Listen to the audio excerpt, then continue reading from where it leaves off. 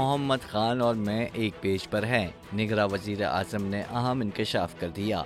निगरां वज़ीर आज़म का कहना है कि किसी भी सियासी पार्टी बशमूल तहरीक इंसाफ को और ना ही किसी को कोई सियासी पोजीशन लेने से रोका है। उन्होंने मजीद कहा कि 9 मई के वाक़यात के जिम्मेदार लोगों के खिलाफ एक कानूनी और आईनी प्रोसेस चल रहा है, जिसे मैं ना तो रोक सकता हूँ और ना ये मेरे इख्तियार में है। लिहाजा ये तासुर देना कि हम जानिबदार हैं तो इसका हकीकत से कोई ताल्लुक नहीं। 9 मई के वाक़यात के बारे में अली मोहम्मद खान और जुल्फी बुखारी की बात से निगरां वज़ीर आज़म ने इत्तफाक करते हुए कहा कि 9 मई के वाक़यात में मुलव्विस लोगों के खिलाफ ट्रायल होना चाहिए, लेकिन PTI को सियासी सरगर्मियां करने देनी चाहिए।